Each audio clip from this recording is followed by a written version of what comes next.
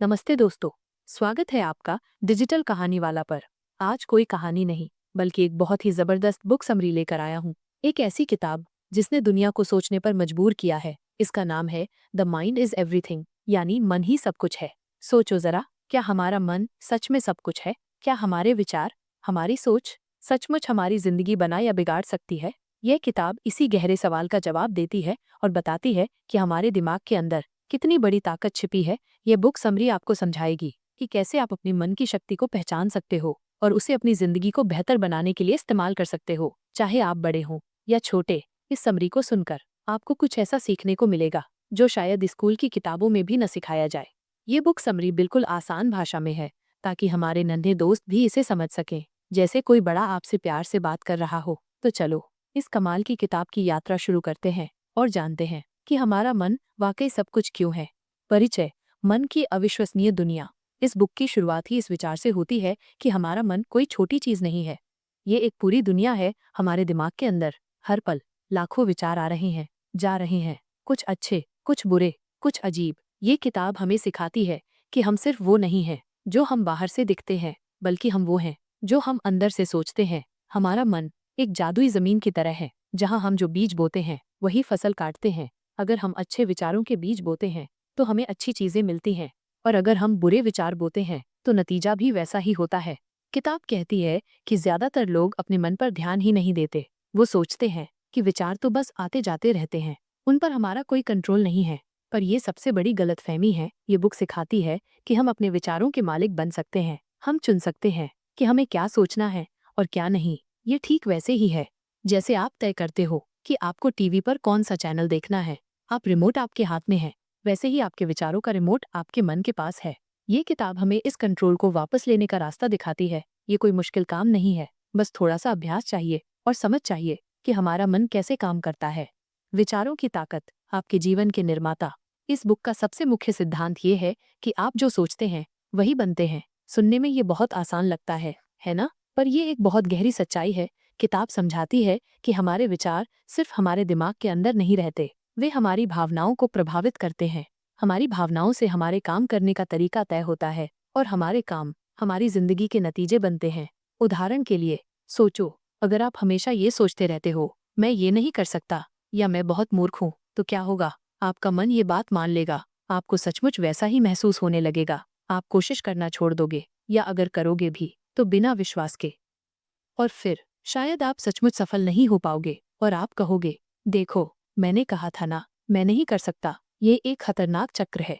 लेकिन इस बुक के अनुसार इसका उल्टा भी उतना ही सच है। अगर आप सोचते हो मैं ये सीख सकता हूँ या मैं कोशिश करूंगा और अपना बेस्ट दूंगा, तो क्या होगा? आपका मन उत्साहित होगा, आपको अच्छा महसूस होगा, आप ज्यादा मेहनत करोगे, आप मुश्किलों से डरोगे नहीं, और आपके सफल होने की संभावना बहुत बढ़ जाएगी।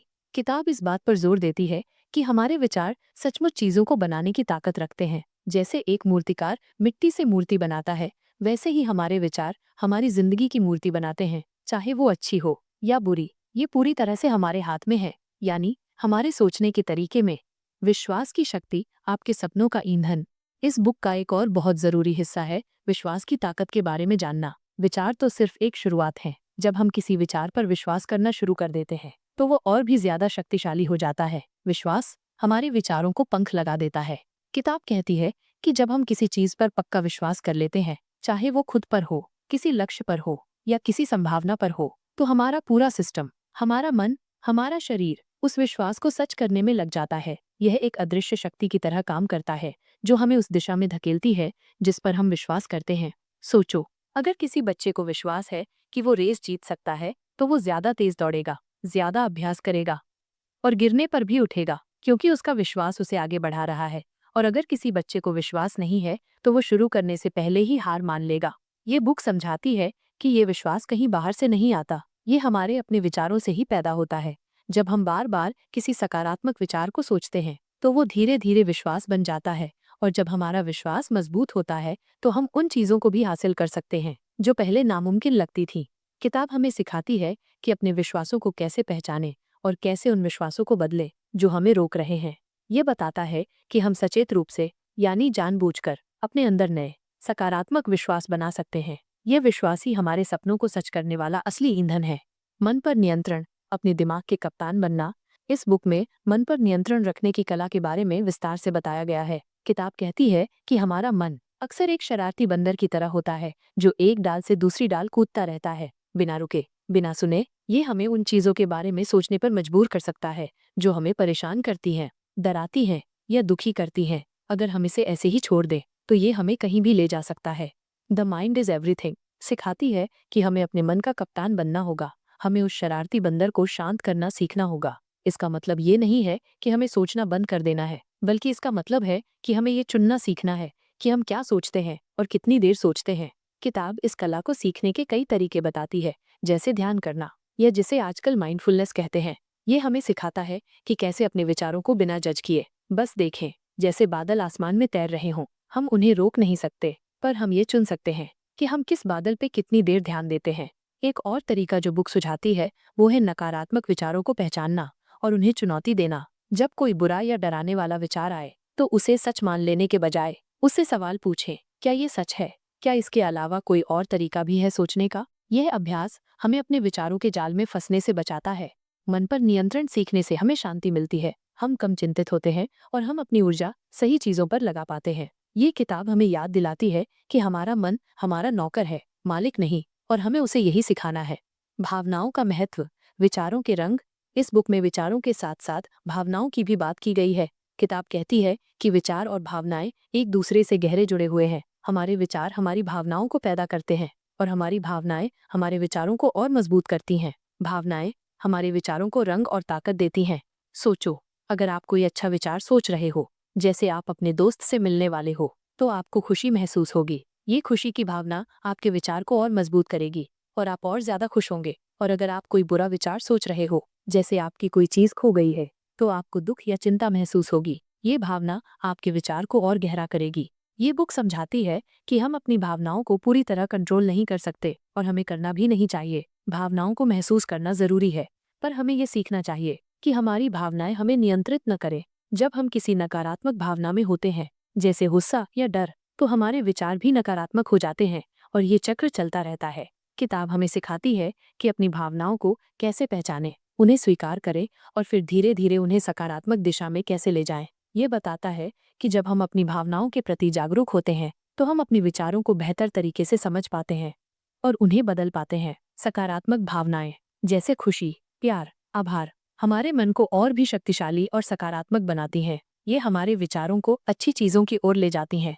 लक्ष्य निर्धारण और विजुअलाइजेशन, अपने भविष्य का निर्माण। इस बुक का एक बहुत व्यावहारिक हिस्सा लक्ष्यों को तय करने और विजुअलाइजेशन के बारे में है।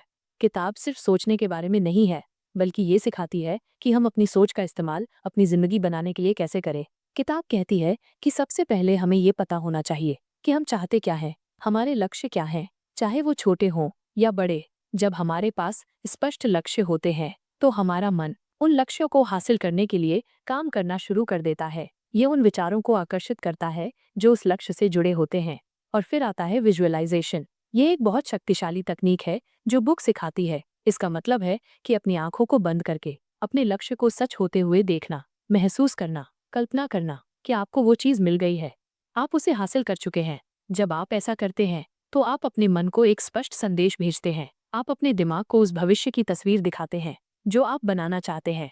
ये बुक समझाती है कि विजुअलाइजेशन सिर्फ दिन में सपने देखना नहीं है, ये आपके मन को उस दिशा में प्रोग्राम करना है जिस दिशा में आप जाना चाहते हैं। जब आप लगातार अपने लक्ष्य को विजुअलाइज करते हैं तो आपका मन उस पर विश्वास करना शुरू कर देता है और ये आपको उस लक्ष्य तक पहुंचने के रास्ते दिखाने लगता है, आपको प्रेरित करता है काम करने के लिए। ये आपके विश्वास को और मजबूत करता है कि ये मुमकिन है।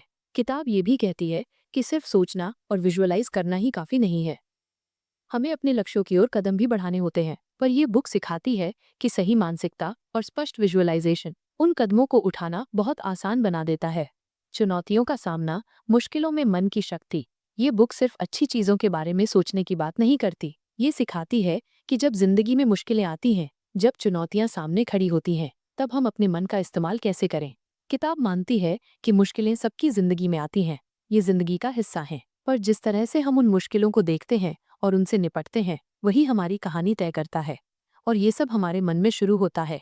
ये बुक सिखाती है कि जब हम किसी चुनौती का सामना कर रहे हों तो हमारा पहला विचार अक्सर नकारात्मक हो सकता है, जैसे मैं ये नहीं कर सकता या ये बहुत मुश्किल है। यह किताब हमें सिखाती है कि इन पहले विचारों को पहचाने और उन्हें बदले। हम सोच सकते हैं, ये मुश्किल है, पर मैं कोशिश करूंगा, या मैं इससे कुछ सीख सकता हूँ। किताब बताती है कि हमारा दृष्टिकोण, यानी हम चीज़ों को किस नज़र से देखते हैं, सबसे ज्यादा मायने रखता है। अगर हम मुश्किलों को सीखने के मौके के तौर पर देखते हैं, तो हमारा मन समाधान ढूंढने में लग जाता है। अगर हम उन्हें सिर्फ बाधा के तौर पर देखते हैं, तो हम हार मान लेते हैं। द माइंड इज एवरीथिंग हमें याद दिलाती है कि हमारे मन में मुश्किलों से लड़ने की, उनसे उबरने की और उनसे सीखने की अविश्वसनीय शक्ति है। ये हमें सिखाती है कि डर और चिंता को कैसे कम करें और साहस और लचीलेपन को कैसे बढ़ाएं। ये सब हमारे सोचने के तरीके पर निर्भर करता है। कृतज्ञता का अभ्यास, मन को सकारात्मक बनाना। इस बुक में कृतज्ञता, ग्रैटिट्यूड के अभ्यास को भी बहुत महत्व दिया गया है। कृतज्ञता का मतलब है जो चीजें हमारे पास हैं उनके लिए शुक्रगुजार होना, धन्यवाद देना, चाहे वो छोटी हो या बड़ी। किताब कहती है कि कृतज्ञता हमारे मन को तुरंत सकारात्मक बना देती है। जब हम उन चीजों के बारे में सोचते हैं जिनके लिए हम शुक्रगुजार हैं, तो हमारे अंदर खुशी, संतोष और शांति की भावना पैदा होती है। यह नकारात्मक विचारों और भावनाओं को दूर भगा देती है। सोचो, अगर आप स्कूल से घर आए और आपने देखा कि आपकी पसंदीदा चीज खाने को मिली है, आपको कैसा लगेगा? अच्छा, है ना? और अगर आप उस पल के लिए शुक्रगुजार हो, तो ये खुशी और बढ़ जाएगी। ये बुक सिखाती है कि कृतज्ञता का अभ्यास कैसे करें। ये बहुत आसान है। बस हर दिन कुछ देर निकालकर उन 3-5 चीजों के बारे में सोचें जिनके लिए आप सचमुच शुक्रगुजार हैं। यह आपका परिवार हो सकता है, आपके दोस्त, आपका घर, आपका पालतू जानवर या कोई अच्छी चीज जो आज आपके साथ हुई। कृतज्ञता का अभ्यास हमारे मन को सकारात्मकता के लिए प्रशिक्षित करता है। ये हमें ये देखने में मदद करता है कि हमारी जिंदगी में कितनी अच्छी चीजें पहले से ही मौजूद हैं, और जब हमारा मन सकारात्मक होता है तो हम और भी अच्छी चीजों को अपनी ओर आकर्षित करते हैं। यह बुक इस साधारण पर शक्तिशाली अभ्यास की ताकत पर जोर देती है। सकारात्मकता का चुनाव, हर पल एक नया मौका। इस बुक का अंतिम संदेश बहुत प्रेरणादायक है। यह हमें सिखाता है कि सकारात्मकता चुनना हर पल हमारे हाथ में है। ये कोई जादुई चीज नहीं है जो अचानक हो जाती है, ये एक सचेत निर्णय है। किताब कहती है कि हर दिन, हर घंटे, हर मिनट हमारे पास ये चुनने का मौका होता है कि हम कैसा महसूस करना चाहते हैं और कैसा सोचना चाहते हैं। जब कुछ बुरा होता है तो हमारे पास दो रास्ते होते हैं, या तो हम नकारात्मक हो जाएं, शिकायत करें, हार मान लें, या फिर हम उस स्थिति में कुछ अच्छा ढूंढने की कोशिश करें, उससे सीखें और आगे बढ़ें। द माइंड इज एवरीथिंग हमें बताती है कि दूसरा रास्ता हमेशा खुला रहता है, भले ही वो पहले मुश्किल लगे। सकारात्मकता चुनना, इसका मतलब ये नहीं है कि हम मुश्किलों को अनदेखा करते हैं। इसका मतलब है कि हम उनसे निपटने के लिए एक मजबूत, सकारात्मक मानसिकता का उपयोग करते हैं। ये बुक इस बात पर जोर देती है कि हमारी सोच हमारी सबसे बड़ी शक्ति है। ये हमारा सबसे अच्छा दोस्त बन सकती है या हमारा सबसे बड़ा दुश्मन। ये पूरी तरह हम पर निर्भर करता है। ये हमें सिखाती है कि कैसे हम अपनी सोच को अपनी सबसे बड़ी ताकत बनाएं, कैसे हम हर दिन जानबूझकर खुशी, शांति और सफलता के विचारों को चुनें। ये बुक समरी हमें ये महत्वपूर्ण सीख देती है कि हमारा मन वाकई सब कुछ है। ये हमारी दुनिया बनाता है, हमारे अनुभव बनाता है, हमारा भविष्य बनाता है। और जब हम इसे समझते हैं और इसका सही उपयोग करना सीखते हैं, तो हम अपनी जिंदगी में असीमित संभावनाएं खोल सकते हैं। तो दोस्तों, ये थी the mind is everything book की एक आसान और गहरी समरी। मुझे उम्मीद है कि आपको ये समरी अच्छी लगी होगी और आपको अपने मन की शक्ति को समझने में मदद मिली होगी। याद रखना, आपका मन एक अद्भुत उपहार है, इसका बुद्धिमानी से उपयोग करें। आपको अगली बुक समरी किस किताब की चाहिए, मुझे कमेंट्स में लिखकर जरूर बताना। सुनने के लिए आपका बहुत बहुत धन्यवाद। मिलते हैं अगली बार डिजिटल कहानी वाला पर।